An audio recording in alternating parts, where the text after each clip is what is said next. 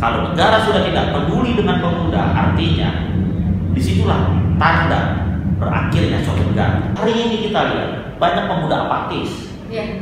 Karena apa? Tidak ada bimbingan. Terbitlah pemuda LGBT. Nah inilah roadmap kepemudaan negara kita, belum ada. Mau pemerintahan hari ini yang akan datang, tolong benahi pemuda, tolong sayangi pemuda, karena itulah estafet kepemimpinan bangsa. Jadi untuk menjadi orang yang Pancasila di negara kita cukup beragama. Apakah negara-negara lain punya Pancasila? Pancasila diterapkan di Palestina. Palestina mungkin akan aman, Pak. Proposal ke senior, ke instansi negara dan segala macam, mereka wajib bantu kalau ada kegiatannya. Karena apa? Demi merawat generasi estafet bangsa. Assalamualaikum warahmatullahi wabarakatuh. Jumpa lagi dengan saya Vida Sahir di channel kesayangan kita, Talang Institut Literasi dan Kolaborasi. Hari ini kita kedatangan tamu yang juga masih pemuda, dan hari ini pun temanya masih hot isu, yaitu tentang pemuda dan politik tentunya. Selamat datang Kak Bintang. Ya, selamat datang. Terima kasih. Ya, Kak, sekarang aktivitasnya apa saja? Aktivitas banyak ya. Kalau salah satunya saya itu sekarang lagi mengemban amanah menjadi Ketua Umum Pengurus Besar Serikat Mahasiswa Muslim Indonesia atau PBSMI. Terus saya juga menjabat sebagai Sekjen OIC Youth Indonesia. Sekjen OIC Youth Indonesia. Itu atau Pemuda OKI, Organisasi Kerjasama Islam begitu. Oh, tapi lintas negara. Oh, lintas. Oh, nice. Lalu? Nah, terus saya juga menjabat saat ini sebagai Ketua MPI DPP KNPI. KNPI? KNPI. Oh, versi yang mana? Ya itu versi yang kemarin mendampingi presiden di Maluku lah ya, sama versi yang kemarin joget-joget sama Farel di Istana Negara pada saat 17 Agustus yang diundang ke Istana Negara kan. Itu siapa Kak kalau boleh tahu versinya? Ketua Umum itu namanya Putri Gairunisa. Oh, Putri Usianya Gairunisa. masih 29 tahun loh, sesuai dengan Undang-Undang Kepemudaan Nomor 40 Tahun 2009. Oke, menarik banget tentang kepemudaan. Menurut Kak Bintang, pemuda itu seperti apa? Pemuda kalau menurut pandangan saya ya, kalau menurut undang-undang kan masyarakat Indonesia yang berusia rentang dari 16 sampai dengan 30 tahun itu disebut pemuda. Tapi kalau menurut saya pemuda adalah orang yang bisa berinovasi, berkreasi, beraktivitas lebih daripada satu karena dia mengejar mimpi. Ada yang dikejar. Berarti, sorry, agak sensitif nih pertanyaannya.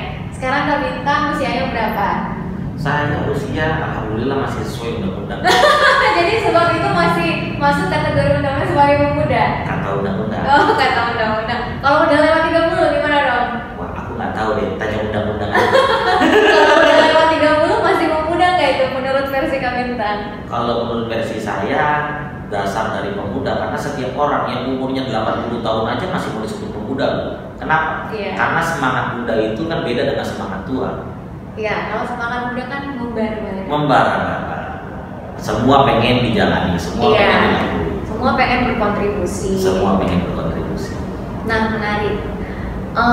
Sekarang kan aktivitas Kak Bintang ini lumayan banyak. Iya. Menjabat organisasi juga lumayan banyak tentunya. Dan juga menjadi ketua umum. Alhamdulillah. Berat gak sih Kak jadi ketua umum itu?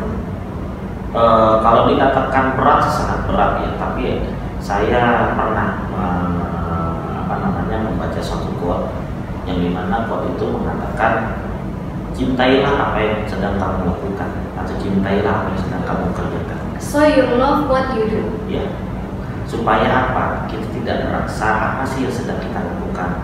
Supaya nggak berasa itu beban. Ah itu. Poin. Karena kalau kita terus mikirin kapan jalannya. Jadi berpikir boleh, mikirin jangan. Berarti ada banyak nih organisasi yang bilang koni. Itu gimana ngatur waktunya? Luar biasa lah ya. Alhamdulillah sibuknya sangat luar biasa. Alhamdulillah itu kan suatu keberkahan ya. Iya, Kalau betul. tadi saya bilang kalau saya itu beban tidak akan jalan. Semua organisasi yang hari ini saya mengemban amanah tersebut. Tapi kalau saya cintai itu pasti bisa jalan sampai sekarang. Berarti emang menjalani ini karena cinta. Karena cinta, karena kita hidup di dunia ini kan pilihan. Oh iya. Ya, kita memilih untuk hidup bukan Tuhan. Jadi jangan pernah menyalahkan Tuhan. Emang ada hidup tanpa pilihan? Loh, ada. Oh iya. Takdir. Oh gitu. Memang bisa Oke. memilih dengan takdir. Tidak tentunya ya. Aduh menarik banget sih ini. Nah terus kan tema kita ini pemuda dan politik. Ya. Gimana sih bisa jadi ketua umum? Nah, proses itu panjang ya, tentunya panjang. Karena kan saya melewati proses kaderisasi, memimpin di wilayah. Sebelumnya saya menjadi ketua SEMI DKI Jakarta. Berarti nggak ujuk-ujuk jadi ketua umum? Enggak, karena kalau ujuk-ujuk jadi ketua umum itu namanya sulap. Sulap? Tidak ada yang dipimpin. Tapi kan kalau dia punya jiwa kepemimpinan gimana? Nah, organisasi yang baru mungkin. Organisasi yang baru? Kalau ini kan SEMI ini kan organisasi yang lama tapi vakum. Jadi SEMI ini berdiri tahun 1956, 2 April tepatnya, oleh Bapak Aruji Kartawinata. Nah, Bapak Aruji ini adalah mantan komandan TKR Peta. Saking menariknya beliau itu juga pernah menjabat sebagai ketua DPR RI di Republik Indonesia. Ketua apa Kak? DPR. DPR. Ya. Itulah Bapak Aruji Kartawinata, pendiri dari dan tokoh utama dari Serikat Mahasiswa Indonesia. Di sisi lain kan SEMI juga menjadi sebagai serumpun organisasi pertama dan tertua di Republik ini, yaitu Syarikat Islam.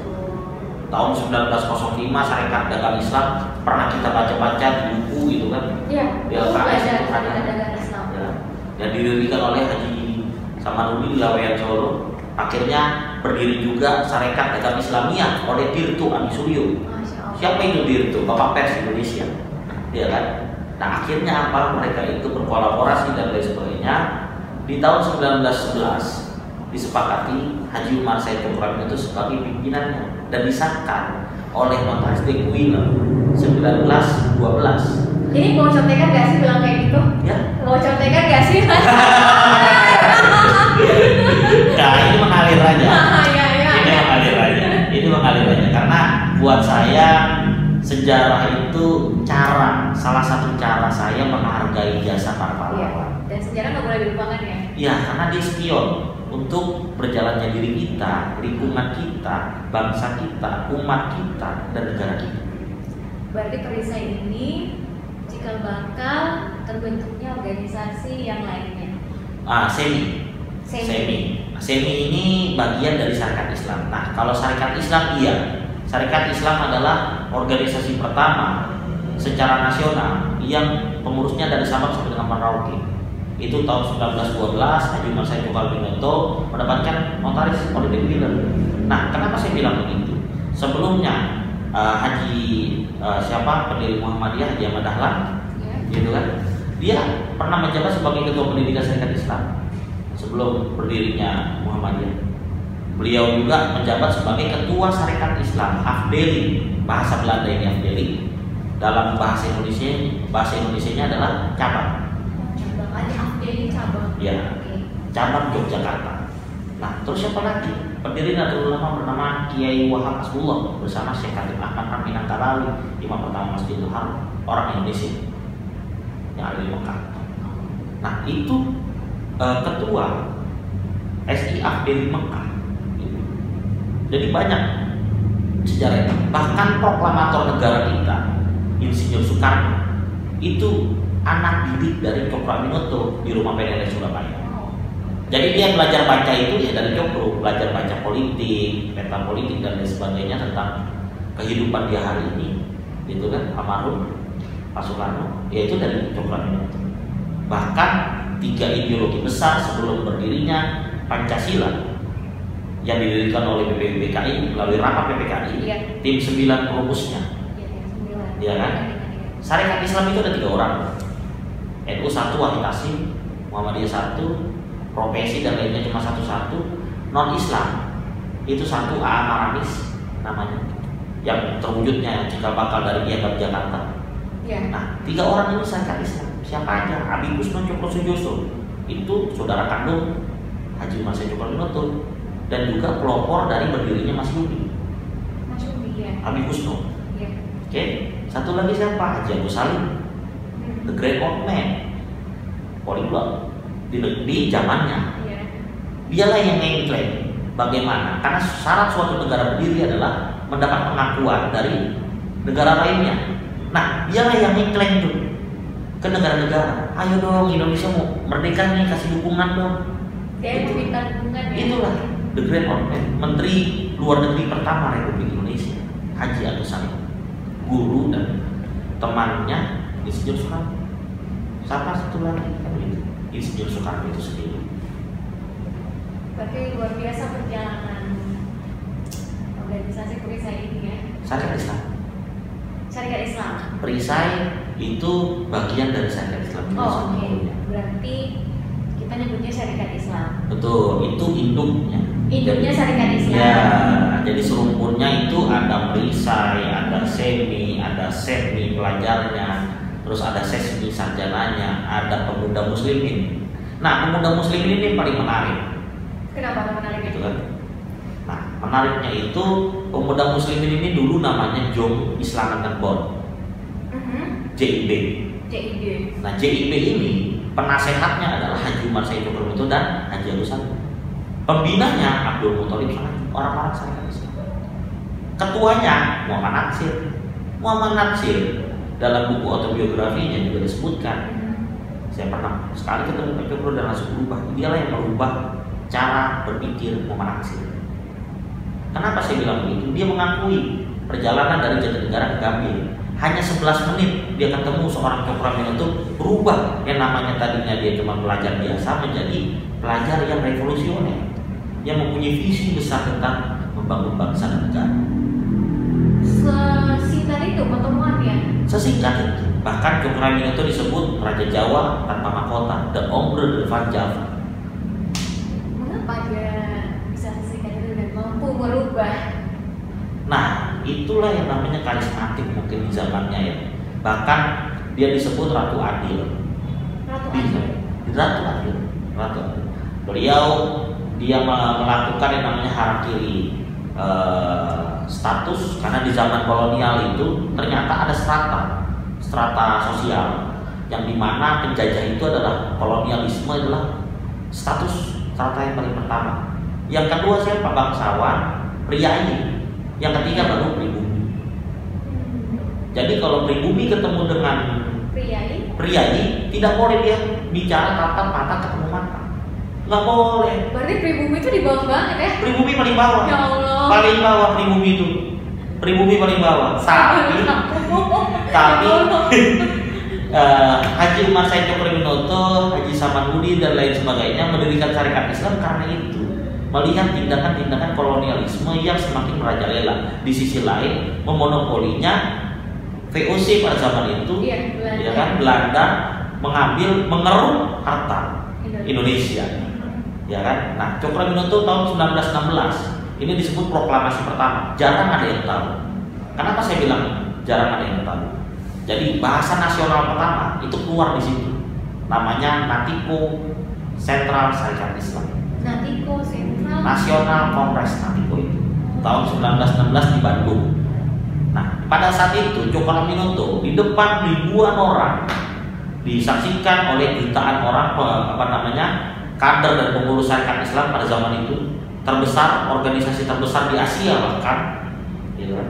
Dia mengatakan sudah saatnya Ratu Belanda memberikan kemerdekaan bagi Indonesia untuk memberikan namanya pemerintahan sendiri. Dalam bahasa Belandanya Zelbestut, dan peristiwa itu disebut Zelbestut. Dia katakan di depan masyarakat itu, kaum pribumi, kita ini bukan sapi perahan yang hanya diambil susunya, diambil dagingnya, habis itu tinggal tulangnya gitu. Jadi sudah sepatutnya Ratu Belanda memberikan kita kepercayaan untuk apa? Memberikan kepercayaan untuk memerintahkan negara kita sendiri. Kalau dulu kan di buku sejarah ya, yang saya pelajari ya, kita itu merdeka salah satunya karena bambu runcing. Oh, oke. Dan saya dapat luar biasa pencerahan dari Kak Bintang bahwa ternyata untuk merdeka itu Bukan hanya Bang Gunci yang dibutuhkan. Bukan, tapi anak-anak muda lah yang dibutuhkan. Tapi politik tentunya. Betul. Nah, itulah bedanya antara anak muda dengan orang yang lanjut usia. Kenapa? Di dalam perjalanan bangsa dan negara, pembangunan bangsa dan negara kita selalu ada peran pemuda. Kamu orang mana? Kalau saya orang Sulawesi. Orang Sulawesi, saya orang Betawi. Bayangkan tanpa adanya Sumpah Pemuda. Ini Sumpah Pemuda ya? Iya. Apakah kita bisa membuat podcast seperti ini? Kita bisa yang namanya berkomunikasi. Satu bahasa, Iya. bahasa yang sama yaitu bahasa Indonesia. Kami putra-putri Indonesia mengaku satu pada tanah air Indonesia, satu bangsa Indonesia, satu bahasa Indonesia. Itulah pemuda. Apalagi zaman Bung Karno itu, dari zaman pemuda dia itu sudah melakukan pergerakan melawan penjajahan, gitu. Terus tahun 98 perubahan lagi, perubahan bangsa ini, pembangunan bangsa ini selalu diawali dengan pemuda. Tahun 98 mahasiswa penggerak pemuda usianya kan. Iya. Nah, artinya apa? Menanam pemuda, gitu kan, akan berguna bagi bangsa dan negara. Kalau negara sudah tidak peduli dengan pemuda, artinya disitulah tanda berakhirnya suatu negara. Gimana dengan perubahan? Makanya ini kan seru gitu loh. Kalau kita bahas pemuda ini kan konteksnya banyak ya, sosial, kultur, budaya dan lain sebagainya. Itu menyangkut pemuda. Itulah pemuda. Kita tidak seperti menanam atlet gitu kan, kita membiayai atlet, kita meningkatkan SDM atlet gitu kan. Pemuda itu memang harus dibibit. Harus dibibit. Efeknya apa? 20-30 tahun ke depan. Harus dibentuk. Hari ini kita lihat banyak pemuda apatis. Iya. Karena apa? Tidak ada bimbingan, gitu loh. Hilang arah. Galau. Jadinya apa? Terbitlah pemuda LGBT, kan gitu. Ini kan efeknya nih, iya kan? Efeknya nih. Karena tidak ada yang namanya pembinaan secara masif, rutin, terukur dan tersistematis tentu, gitu. Nah, inilah roadmap kepemudaan negara kita belum ada, gitu. Roadmap pemudaan negara kita belum ada. Ini sampai sekarang ya. Sampai dengan hari ini ada banyak di sektor, bahkan undang-undang pemuda itu mempunyai satu undang-undang sendiri. Artinya kepemudaan dalam bentuk konteks tekstual itu sangat berguna bagi bangsa. Tapi dalam kehidupan nyata apa yang didapat oleh pemuda? Apalagi hari ini bonus demografi loh. Iya, misalnya nih kita punya roadmap. Penting nggak pemuda disebutkan jenis kelaminnya? Kalau menurut saya dalam pembangunan pemuda itu sangat penting. Supaya apa? Supaya jelas rasternya. Sebab kan pemuda dan pemudi. Betul. Tapi kan dalam KBBI pemuda itu dalam jangkauan luas merupakan usianya doang, tidak membedakan antara jenis kelamin A dan kelamin B, gitu. Berarti dalam misalnya punya roadmap nanti kita harus menjelaskan. Betul. Pemuda itu seperti apa? Betul. Nah, ini makanya roadmap kepemudaan negara kita ke depan gitu kan harus lebih jelas dan matang. Karena apa? Efeknya ini sangat bahaya. Iya. Hari ini udah perdagangan bebas terbuka loh. Ya kan, udah ada AFTA gitu kan, udah ada yang lain-lain. Apalagi sebentar lagi kita yang namanya mengundang G20, negara-negara luar masuk ke sini. Sedang berlangsung lagi kan gitu. Bagaimana tentang pertukaran ekonomi nasional sehingga menjadi negara yang tumbuh bangkit, jangan sampai menjadi failed state atau negara gagal, gitu. Jadi kita demografinya kacau, gitu kan. Maka dari itu saya sangat berpesan, gitu kan, mau pemerintahan hari ini ataupun yang akan datang, tolong benahi pemuda, tolong sayangi pemuda, karena itulah estafet kepemimpinan bangsa. Itu dari segi kakak sebagai pemimpin. Betul. Apa yang kakak lakukan sebagai pemimpin? Tentunya pasti memimpin adik-adik dong. Betul. Apa yang kakak bekali ke mereka? Karena tongkat estafet selanjutnya kan ada sama mereka. Betul. Iya. Makanya di seri ini kan juga ada yang namanya kaderisasi. Kaderisasi proses kita bina, kita bimbing gitu kan, dan kita arahkan. Kita marahi, bahkan kita beri. Itulah pemimpin itu. Jadi jangan hanya mau memarahi tanpa mau memberi. Jangan hanya mau memberi tanpa mau membina atau memarahi. Jadi syarat menjadi pemimpin itu sangat berat. Karena apa? Dunia dan akhirat. Bukan hanya dunia pemimpin ini. Pertanggungjawabannya berat. Kalau orang ngaco ini segala macam organisasi jadi salah arah. Apalagi organisasi Islam, organisasi Muslim, keagamaan. Nah, bukan saya berkonteks saran, tapi kebetulan saya memimpin organisasi Muslim. Itu. Kita juga adalah komunitas terbesar ya di negara ini. Loh iya, kita adalah patokan bagi negara-negara lain. Bahkan di Saudi Arabia masih lebih besar Indonesia untuk kependudukan Muslim. Kegiatan apa yang misalnya nih yang kakak buat untuk membibit bobot mereka gitu? Nah, untuk melihat, oh kader ini yang berpeluang nih selanjutnya. Oh kader ini untuk memetakan lah, memetakan kemampuan anak-anak gitu, kemampuan adik-adik yang ada di organisasi. Nah, di kita juga ada kita buat yang namanya sekolah politik kebangsaan Cokro Aminoto. Sekolah politik kebangsaan Cokro Aminoto. Itu sudah lama. Sudah lama. Kenapa sekolah politik kebangsaan Cokro Aminoto? Karena hari ini sudah terjadi namanya polarisasi pemikiran seperti zaman dahulu kala. Dulu ada 3 ideologi besar di negara kita yang disebut kanan, kiri, tengah atau PKI, komunisme, sosialis komunis, gitu kan, pan-islamisme, atau agamais, Kartus Wirjo, Darul Islam, Tentara Islam Indonesia, DITI, Peristiwa Negara Indonesia, gitu kan, Deklarasi NII, Negara Islam Indonesia. Oke, ada 3 paham besar di negara kita. Satu lagi adalah apa? Nasionalis. Itu Bung Karno. Ketiga orang itu di rumah Penele bersama Haji Umar Said Cokro Aminoto. Ada bukunya, 1 guru 3 murid 3 ideologi. 1 guru 3 murid 3 ideologi. Ada bukunya. Dan yang akhirnya menyemangkan ideologi mereka adalah Pancasila. Pancasila yang hari ini berdiri. Ya. Kenapa? Di Pancasila sudah ada paham-paham tentang sosialisme. Sosialisme adalah sama rata dan sama tentang pemerataan, keadilan sosial bagi seluruh Indonesia. Itu udah poin dari Pancasila, salah satunya. Persatuan Indonesia itu Pancasila. Jadi ketuhanan yang Maha Esa itu agama, mewakili kaum kanan pan-Islami. Kan gitu. Jadi untuk menjadi orang yang Pancasila di negara kita cukup beragama.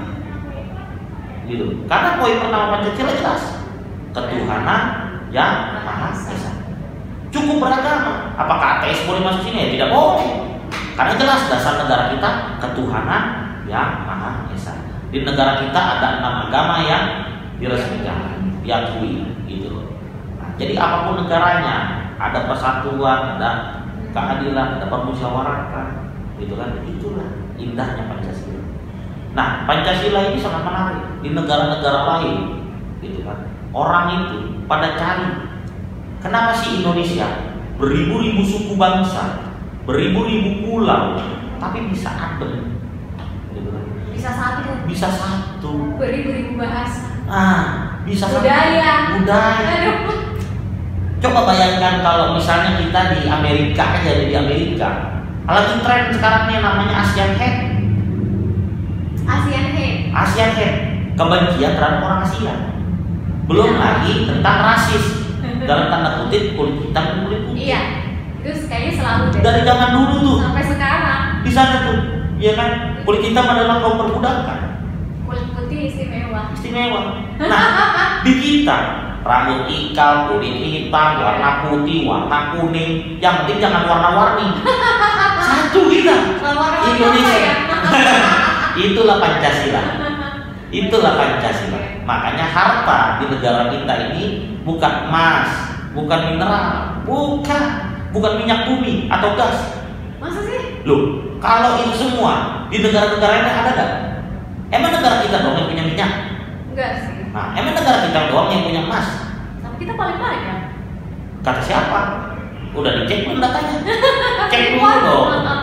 Iya kan? Emang kita doang yang punya gas? Kan gitu. Tapi Apakah negara-negara lain punya Pancasila?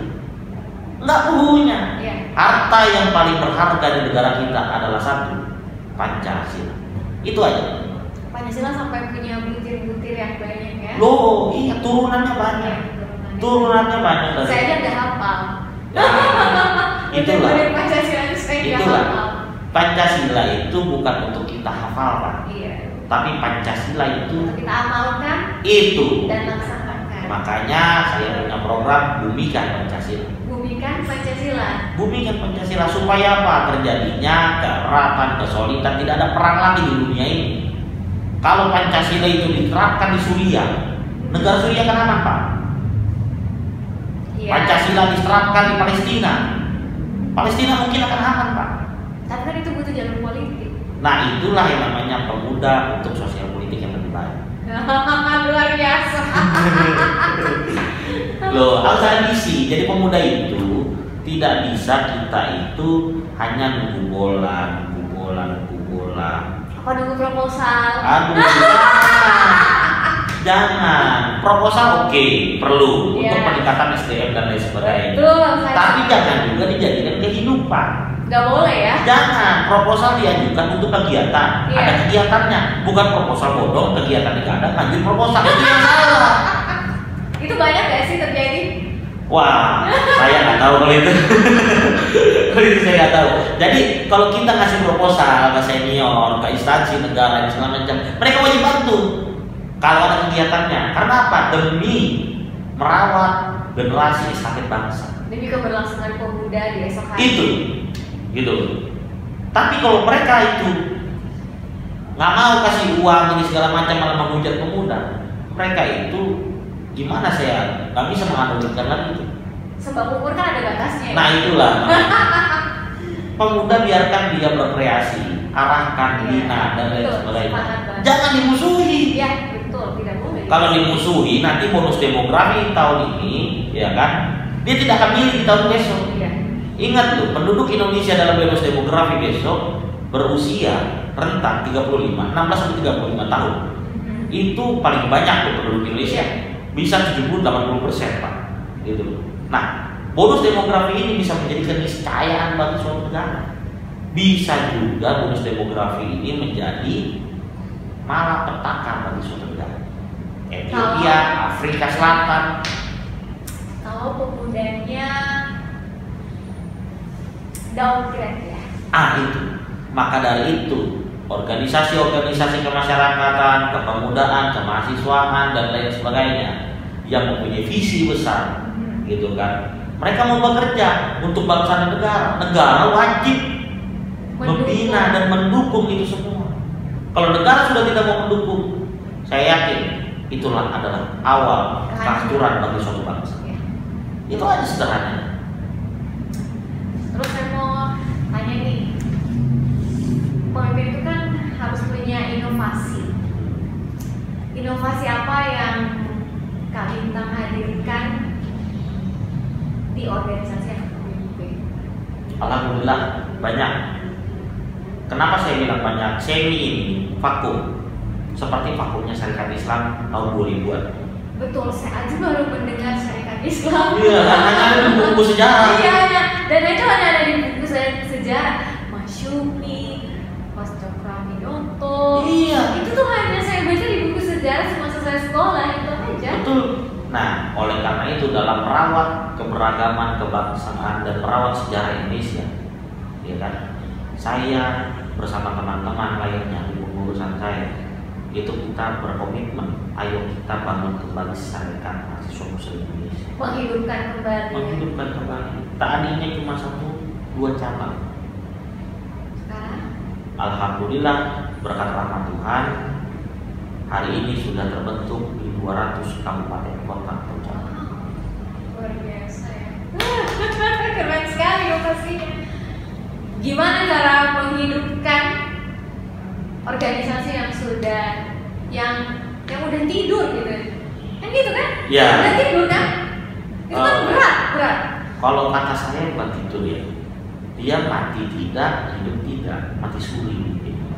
Berarti kayak mayat. Kayak mayat hidup. Mayat hidup. Mayat hidup. Jadi Ya, organisasi itu kan hanya alat, gitu kan. Organisasi itu hanya alat yang kebetulan syariat Islam, SEMI mempunyai historical panjang tentang negara dan bangsa kita. Iya, artinya punya nafas. Saya hanya perlu meniupkan kembali nafasnya, itu akan hidup secara otomatis. Tantangan terbesarnya apa? Pendanaan salah satunya. Lalu solusinya? Solusinya kita pertama nge-train satu sama lain, kita patungan. Terus Organisasi ya? demi organisasi. Sama dengan semua negara, jangan tanyakan apa yang negara Berikan. tapi tanyakan apa yang Kita kamu berikan. mantap. Loh, memang Ya, makanya saya bilang tadi, kita harus mencintai apa yang kita kerjakan. Karena kalau kita tidak cintai, kita hanya berpikir, kita hanya mikirin, nggak jalan. Kayaknya apa yang kakak cintai nanti jadi jadi ya di akhirat. Amin ya Allah. Itulah bentuk legasi. Jadi manusia mati meninggalkan nama, gajah mati meninggalkan jati. Iya. Nah, saya ingin menjadi manusia yang bermanfaat bagi manusia lain. Amin ya rabbal alamin. Oh ya, lunas. Ya. Itulah tujuan hidup yang mulia. Oleh karena itu, Cokroaminoto memberikan tiga dasar trilogi syariat Islam. Pertama, kita harus bersihkan dulu diri kita, bersih tauhid. Bersihkan dulu hati. Tauhid. Bersihkan dulu hati. Bersihkan diri. Sebersih tauhid. Percaya sama Tuhan, percaya sama Allah. Gitu kan? Yang kedua, harus bersandar dengan ilmu kepengetahuan. Jangan menjadi orang yang ketinggalan zaman. Berarti harus up to date. Harus up to date. Harus up to date. Itu tuntutan agama, Bu.